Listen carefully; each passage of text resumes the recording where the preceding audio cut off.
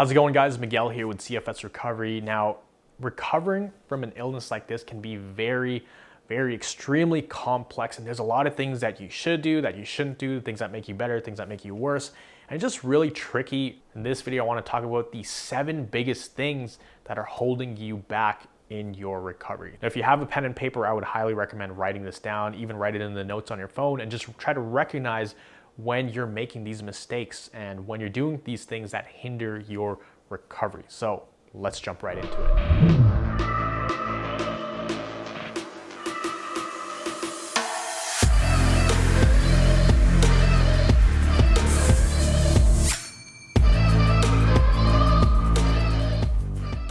Reason number 1, you're stuck in the past. And I don't mean that in any negative way. I just mean your mind keeps on replaying things that have happened in the past. And that happened to me all the time. It was actually a form of PTSD. My mind would go back to those darkest moments because it was so terrifying and scary, especially when I thought I was gonna die. Like, those moments were some very defining moments, not only during my recovery, but in my whole life.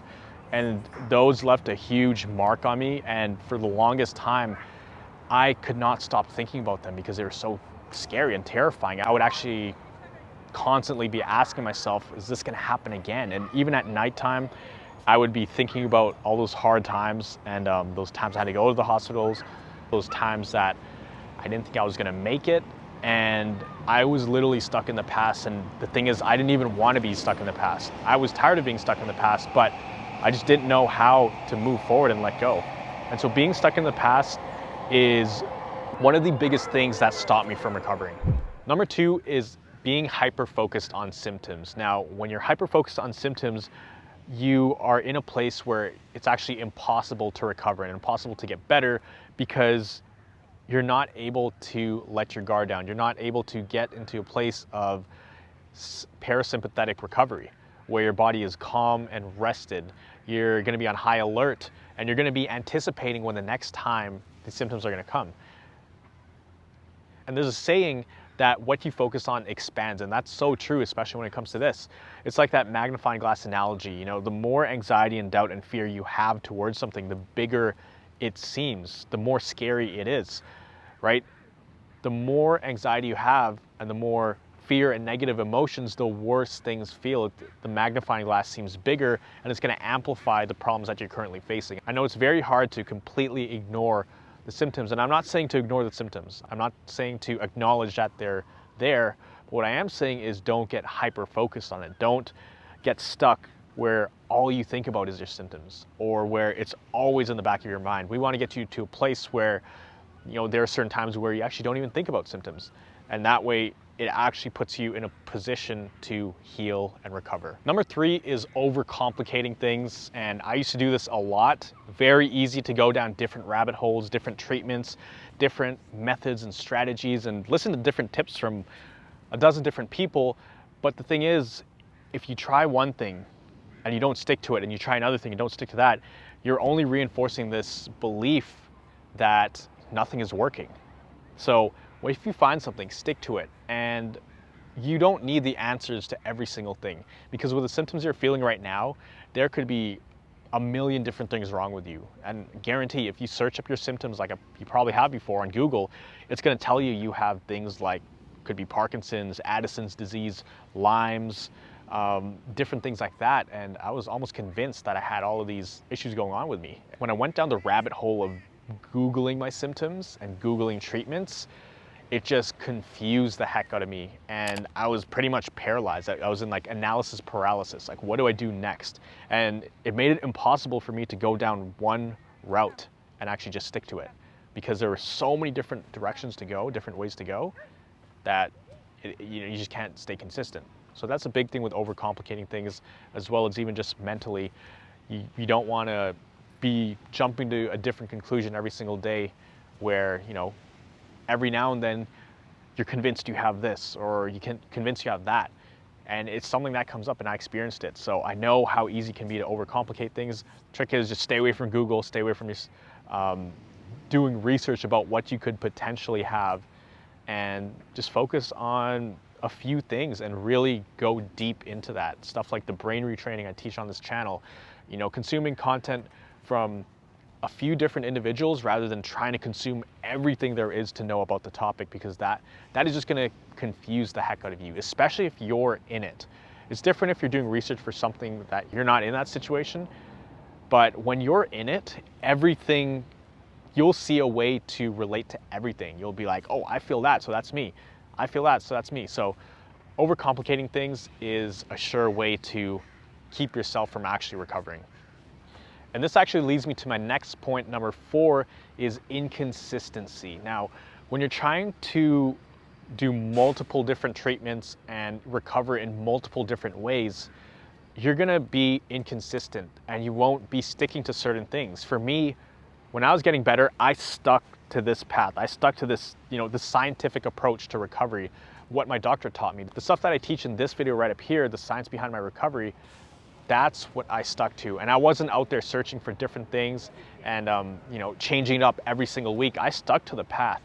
And no matter if I was feeling good or bad or dipping or feeling great, I understood the whole picture because my doctor broke it down for me, and I kind of knew what was to come. And I knew that I would have to stay the course and stick to the plan in order to see lasting results. So inconsistency is another big one that you should definitely avoid. You want to be as consistent as you can during recovery. And that means not bouncing around trying to do all these different things that give you a lot of hope. And then a week later, you find it's not working as well as you thought it would, and then you try something else. We don't want that inconsistency. We want to be consistent in our recovery. Number 5 is avoiding that emotional roller coaster. Very hard thing to do, especially with what you're going through right now. There can be good days, there can be bad days, there can be great days, there can be horrible days. And that valley, that range of emotions you feel is so intense. But the key is to try to control how you feel versus what's happening to you, because whatever's happening to you right now, it's going to be all over the place. Like I said, you're going to have great days, you're going to have horrible days, but how you react to this huge wave of events in your life, that really makes a big difference in just keeping your head on straight and keeping you from going crazy. Whenever I would feel good back in the day, I'd feel good for 1 or 2 days and I'd be like, man, I'm back at it, I'm okay. This is gonna be okay. I've beaten this thing. I'm coming out of the woods. I go try to do something and then I'd overdo it. I'd be stuck in bed again or stuck at home feeling all these symptoms, not able to go out. And I would go from this place of like feeling free and on top of the world and feeling like I just got out of prison to being thrown into the depths of this illness. And I would go from being super happy to super sad and depressed and emotional. And that huge wave of emotion, that up and down that continued for years, it just made it so much harder than it had to be. So when I really started getting better after I got out of the hospital, I was able to kind of control my emotions and level everything out. So I didn't get super excited when I started feeling better. I also didn't get too down on myself when I started feeling symptoms during those adjustment periods. I try to stay level and stay the course. Obviously you're gonna feel happy when you're feeling less symptoms, which is a good thing. You're gonna feel a little bit of doubt creeping in once you start feeling these symptoms in the adjustment period. But what you want is, these slight range of emotions as you're recovering. If you're in the depths right now, you want that slight range of emotion. And it's okay if it veers off sometimes, because a lot of times it's out of our control. But what you don't want is to, hype yourself up and get super excited and then get super down on yourself. And then get super excited and then get super down on yourself. We don't want those waves. This goes back to point number 4, which is consistency. Number 6 is simply trying to wait for it to be over. For me, there was a period of time where I thought I could just wait it out, that I would sit at home, chill out, rest, and my body would heal itself. But I didn't realize it wasn't just the activity that I had to do physically, it was the activity I had to do mentally within here. The brain retraining I had to do, the mind shift that I had to make to truly recover.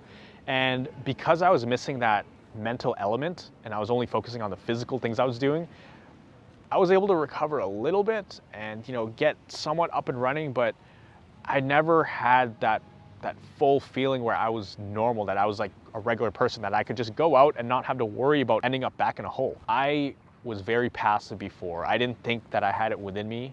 I thought I had to search somewhere else outside of me for the solution to this problem that I was facing. And I became very passive. It wasn't until I became very active in my recovery and took charge, and I didn't just sit back and try to wait for it to be over, that I actually did something about it and put my best foot forward and really try to create the results, not just hope that they come one day. That's when things started to turn around. So all of the things I've mentioned in this video, they all tie together. One is not separate from the other. They all play a role in the recovery, and you need to have each of these things in place. And actually in this video, we're talking about things that's keeping you from recovery. And you can't just avoid one thing or two things or three things. You got to make sure you're not making these mistakes in your recovery. And the biggest thing at the end of the day, our actions come from our thoughts and our mind and our beliefs. And the biggest thing for me, what kept me from continuing to make these mistakes, was I just didn't know how to recover. Simply put, black and white, I didn't know what I was doing. I didn't know there was an actual way to heal. I didn't know there was like a proven, tested, and tried way that people got better from. And I didn't know there was an actual path. I thought I had to carve my own path. At the end of the day, we all carve our own paths, but we can follow guidelines and things that people have done in the past to get better that are backed by science. And everything my doctor taught me was basically science, and I was able to break it down in this video up here, the science behind my recovery, which is kind of like the foundation of my recovery. But there are a lot of things in between that, a lot of things that I didn't include in that video that I had to work on. But looking back now, I can structure it and really see the different stages of my recovery and the different things that I had to do in the different stages. I know it can be overwhelming, I know it can be frustrating, and it can be hard to figure out what to do, which is why I've created a program. I've created the Recovery Jumpstart program, where we help people get unstuck and we lay out the foundation, the journey that they have to take in order to get better. And like I said, there's different stages, and each stage and length can vary depending on the person, depending on your situation, how bad you are, how long you've been sick, you know, your circumstances. But we've laid out the foundation, the journey that my doctor told me and the one that I took in order to go from being completely bedridden, getting spoon-fed in the hospital, to being able to hike up a mountain in Hawaii in less than a year. And if that's something that interests you, if you want to take part in our program, we're not just accepting everybody because some people are just not the right fit for the program. We want to make sure we can really make a difference and help. But if that's something you'd be interested in, just click the link below where we break down what that process looks like. What it will do is lay out the foundation, the journey that you need to take in order to get better. And if it makes sense, then you can apply to join the program, where you'll be working directly with me. It's going to be in a group setting, and we're just pretty much going to work together until you're better. But there's a period in that program where what we're focused on is jump-starting your recovery. We want to get you unstuck and get you moving towards a life of thriving health. If you enjoyed this video, then make sure you hit that subscribe button. So I'll see you guys in the next video. Click the link down below. You can find everything there. I'll see you next time.